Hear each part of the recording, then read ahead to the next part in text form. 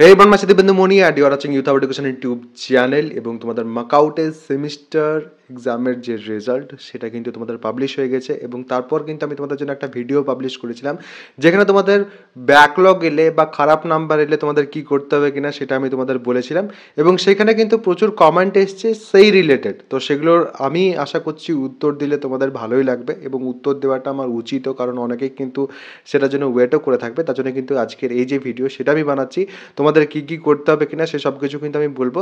এবং অনেকে জিজ্ঞেস করছো দাদা আমার এত এসছে এসজিপিএ, এটা ভালো না খারাপ? সেক্ষেত্রে আমি বলে দিই, যদি তোমার 7.5-এর থেকে বেশি এসছে তাহলে তুমি সেটাকে কিন্তু ভালো ধরতে পারো, এবং যদি তার থেকে খারাপ এসছে তাহলে সেক্ষেত্রে তুমি ধরতে পারো যে তোমার ইমপ্রুভমেন্টের কিন্তু দরকার আছে এবং ইমপ্রুভমেন্ট কিন্তু তোমাকে করতেই হবে যেরকমের কারেন্ট সিচুয়েশন।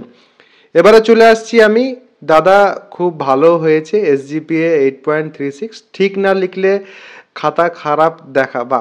তো দেখো ব্যাপার হচ্ছে অনেকেই কিন্তু কমেন্ট করেছে যে খাতা নাকি খারাপভাবে দেখা হয়েছে। অ্যাকচুয়ালি অনেক সময় হয় যে অনেক অনেক সময় কি হয় না, খাতা কিন্তু খারাপভাবেও দেখা হয়, এটা কিন্তু হয়, এটা রিয়েলিটি যে খাতাটা কিন্তু খারাপভাবে দেখা হয়ে থাকে অনেক সময়।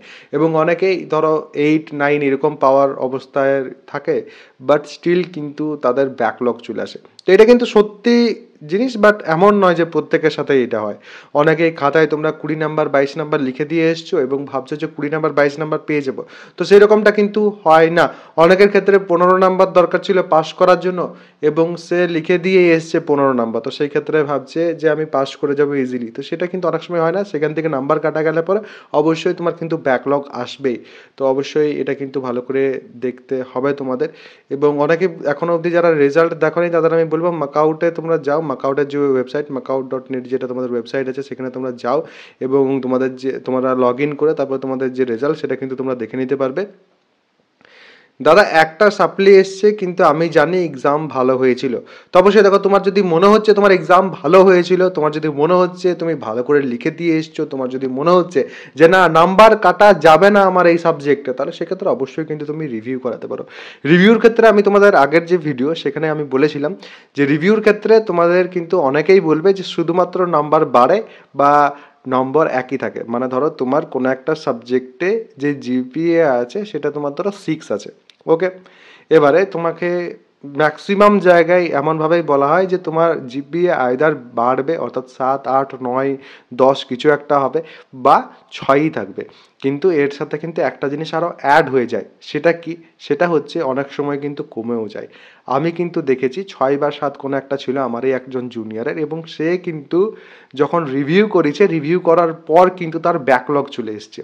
তো এরকমের সিচুয়েশনও কিন্তু হয়।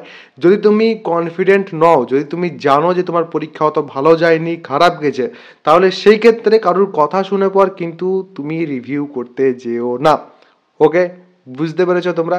যদি ব্যাকলগ এসছে তাহলে অবশ্যই কিন্তু তোমাকে রিভিউ করতে হবে বা রিভিউটা করা কিন্তু তোমার উচিত। এবং যদি তোমার পরীক্ষা ভালো গেছে তাহলে তো অবশ্যই উচিত, তো অবশ্যই কিন্তু সেক্ষেত্রে তোমাদের কিন্তু রিভিউটা করতে হবে।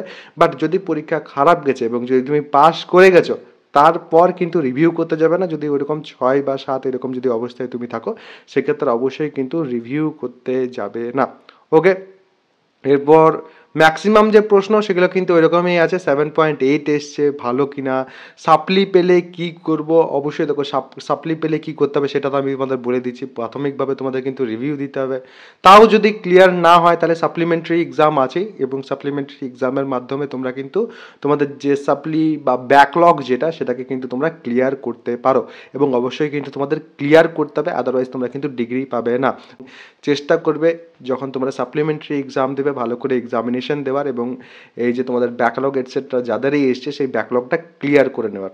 এবং তার সাথে আমি আরও একটা কথা বলবো, দেখো লাস্ট মোমেন্টে কিন্তু আমি তোমাদের জন্য ভিডিও জানি যে কীভাবে তোমাদের খাতায় লিখতে হবে কিনা।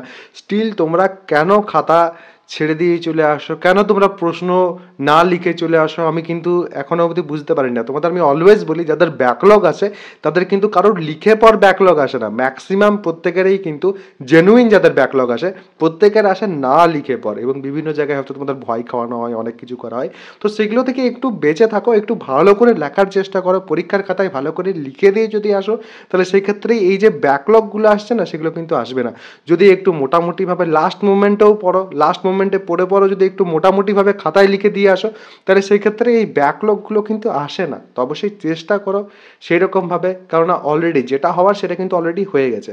এবার হাতে যেটা আছে, সামনে যেটা আছে তোমাদের নেক্সট যে সেমিস্টারগুলো আছে, সেগুলোতে চেষ্টা করো ভালো করে পড়াশোনা করার, চেষ্টা করো ভালো করে পরীক্ষা দেওয়ার। কারণ এই ব্যাকলগ এটসেট্রাগুলো না অনেকটা চাপ হয়ে যায় পরবর্তী সময়ে, যখন তোমরা যেরপর দেখবে, আমি অনেক স্টুডেন্টদেরই দেখেছি কারো 3টে কারো 4টে করে ব্যাকলগ যখন থাকে, তারা অনেকটা কিন্তু চাপে থাকে। অ্যান্ড স্পেশালি যখন তোমরা ফাইনাল ইয়ারে যাবে, তখন যদি আবার ব্যাকলগ থেকে যায়, তাহলে সেক্ষেত্রে কিন্তু প্লেসমেন্টও তোমরা বুঝতে পাবে না।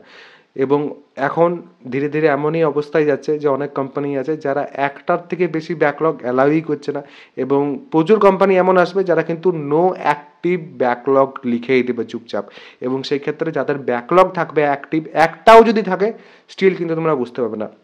এবং এটাতে কিন্তু অনেক সময় এরকমও অবস্থা হয় যে অনেকেই ধরো এই যে আমাদের আনপ্রেডিক্টেবল ব্যাকলগ এটসেট্রা চলে আসে, তুমি ঠিকঠাকভাবে লিখে এসছো, স্টিল তোমার ব্যাকলগ আসছে, তুমি রিভিউ করছো, রিভিউ করার পর তোমার 7, 8, 9 এরকম কিন্তু জিপিএ চলে আসছে ওই সাবজেক্টে, বাট স্টিল কী হবে না, প্লেসমেন্ট সেশনের কিন্তু অনেকটা সময়ই তোমার চলে যাবে। হয়তো কয়েকটা কোম্পানি এলো এবং সেই সময়টাই তোমার ওই ব্যাকলগ থাকার কারণে তুমি অনেকগুলো কোম্পানিতে বুঝতে পেলে না। তো এরকমের কিন্তু সমস্যা থাকে। চেষ্টা করো নিজের সাইড থেকে বেস্ট দেওয়ার, তারপর যা হবে সেটা তো দেখাই যাবে। এবং আশা করছি তোমাদের যে প্রশ্নগুলো ছিল সেই প্রশ্নগুলোর ম্যাক্সিমাম আমি উত্তর করে দিতে পেরেছি। এরপরও যদি কোনো প্রশ্ন থাকে, অবশ্যই কমেন্ট সেকশন তোমাদের জন্য আছেই, কমেন্ট সেকশনে আমাকে তোমরা কিন্তু জানাতে পারো। চ্যানেলে যদি প্রথমবার এসেছিলে, তাহলে সেক্ষেত্রে চ্যানেলটা চেষ্টা করো সাবস্ক্রাইব করে নেওয়ার, বন্ধুবান্ধব যারা আছে তাদের সাথে চেষ্টা করো চ্যানেলটা একটু শেয়ার করে নেওয়ার। আমি কিন্তু তোমাদের মাকআউট রিলেটেড যে আপডেটস আছে সেগুলো কিন্তু নিয়ে আসার চেষ্টা করব। সবাই ভালো থাকবে, সুস্থ থাকবে এবং আমার সাথে থাকবে।